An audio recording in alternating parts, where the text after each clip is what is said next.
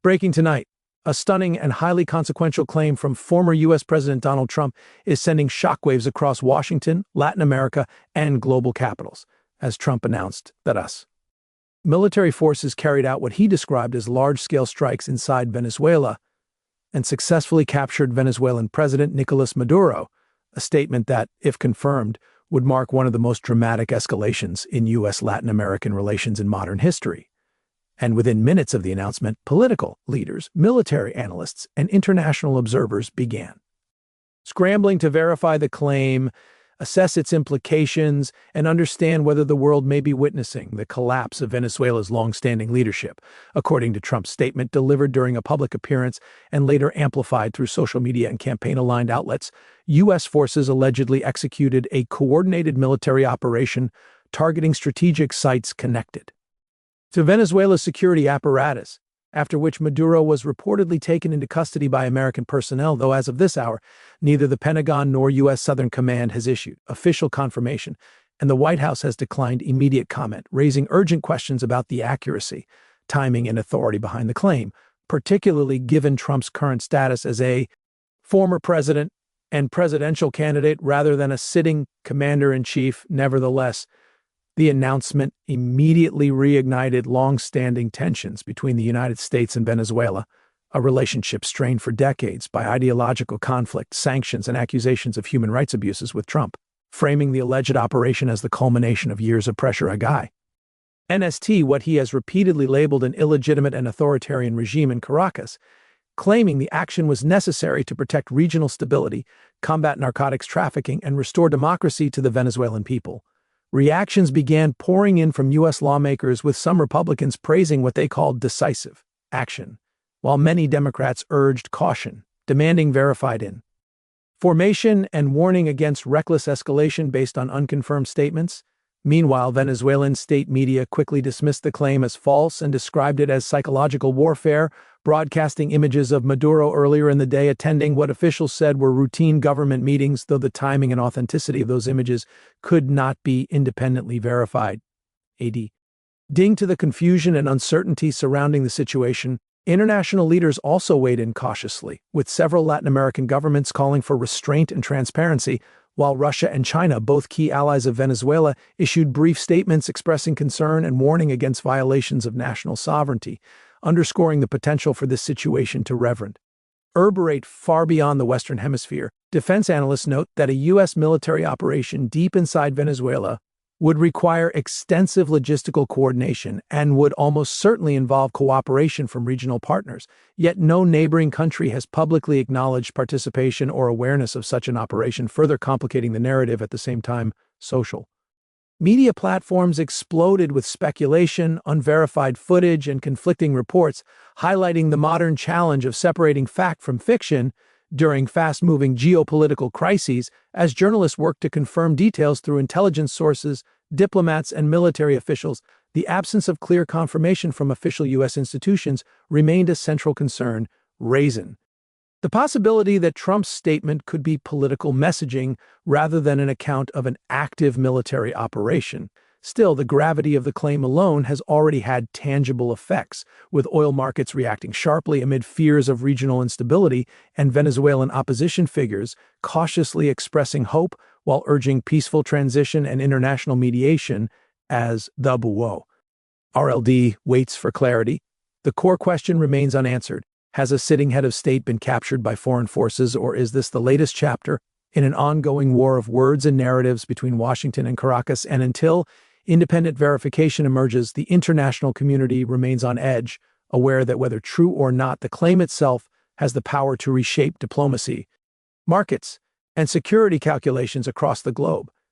As the hours pass following Donald Trump's explosive claim that Nicolás Maduro has been captured during a U.S. military strike, attention is now turning to the broader strategic, legal, and political ramifications of such an action, with experts warning that if confirmed, this would represent one of the most significant unilateral military interventions by the United States and Latin America since the Cold War era, raising profound questions about international law, executive authority, and the future of Venezuela itself.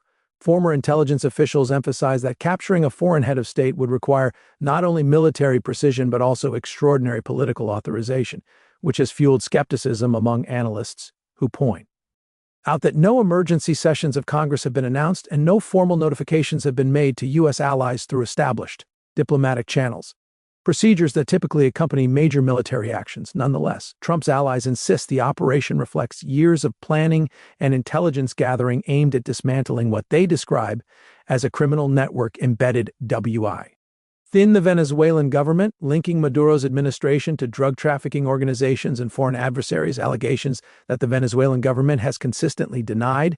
Critics argue that even if such accusations were substantiated, the use of military force without international backing could destabilize the region, provoke retaliation, and undermine global norms, legals show.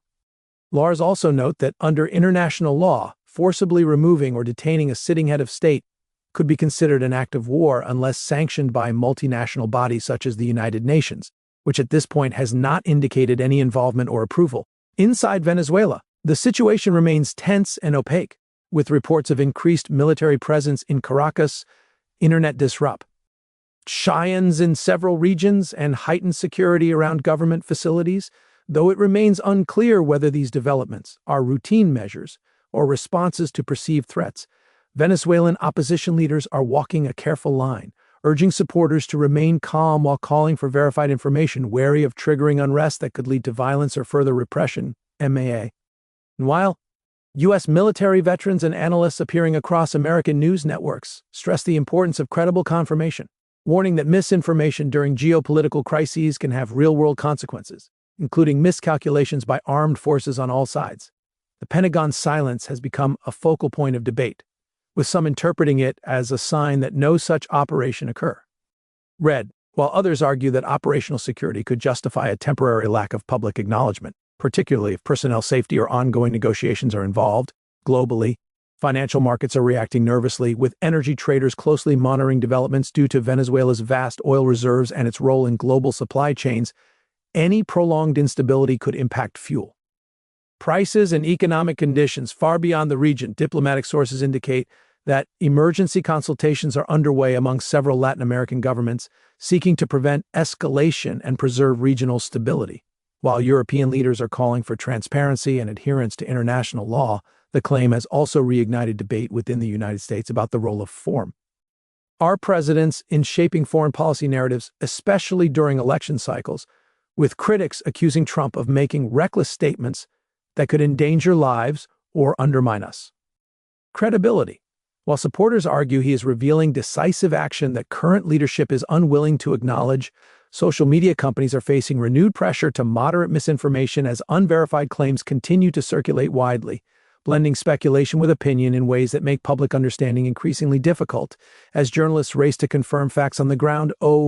Reality is already clear. Whether or not Maduro has been captured, the announcement itself has altered the diplomatic landscape, forcing governments, markets, and military planners to prepare for scenarios that only hours ago seemed unthinkable. And until authoritative confirmation emerges from official channels, the world remains suspended in uncertainty, watching closely for the next signal. Hat will determine whether this moment marks a turning point in Venezuelan history or another volatile episode in the age of instant global communication. Tonight, as governments, analysts, and citizens around the world continue to await definitive confirmation or denial of Donald Trump's claim regarding the capture of Venezuelan President Nicolás Maduro, the focus is shifting toward what comes next. And how such a scenario, real or perceived, could reshape the future of Venezuela. U.S. foreign policy and global norms governing the use of force. Historians point out that moments like these often become inflection points, not only because of what actually occurs on the ground, but because of how narratives solidify in the public consciousness, shaping political realities long after facts are clarified. If Maduro were indeed detained, Venezuela would immediately face a power vacuum, raising urgent questions about succession, military loyalty, and the potential for internal conflict. The Venezuelan armed forces, long considered the backbone of Maduro's rule, would be forced to choose between backing remaining loyalists or facilitating a transition, a decision that could either stabilize the country or plunge it into chaos. International actors would also play a critical role. With the United States likely pushing for a transitional government aligned with democratic reforms, while allies of Caracas could seek to preserve elements of the existing system, potentially turning Venezuela into a geopolitical flashpoint. However, if the claim ultimately proves untrue or exaggerated, the consequences could be equally serious, eroding trust in political discourse, inflaming tensions unnecessarily, and exposing the fragility of information ecosystems in moments of crisis. Political strategists note that the timing of Trump's statement is significant, arriving amid a heated election cycle where foreign policy strength and national security narratives carry enormous weight. Supporters see the claim as evidence of decisive leadership and long-promised accountability, while critics view it as a dangerous escalation of rhetoric that blurs the line between campaign messaging and national security. Within the United States, lawmakers are already calling for briefings and transparency, emphasizing that any military action must involve congressional oversight and public accountability. Advocacy groups are urging restraint and warning of humanitarian consequences, particularly given Venezuela's already severe economic and social challenges which have driven millions to flee the country in recent years.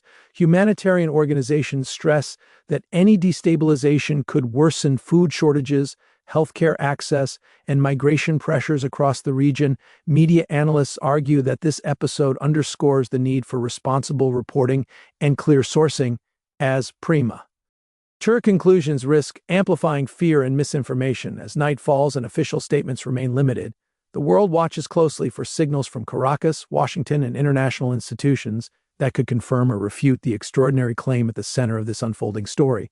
Regardless of the outcome, this moment serves as a stark reminder of how rapidly global stability can be shaken by a single announcement, how powerfully words can move markets and militaries, and how essential verified information remains in an era defined by speed, polarization, and uncertainty. And as this story continues to develop, one thing is certain: the implications of these claims will be debated, analyzed, and felt long after the headlines fade, shaping conversations about leadership, legitimacy, and the future of international relations in a world where perception and reality are increasingly difficult to separate.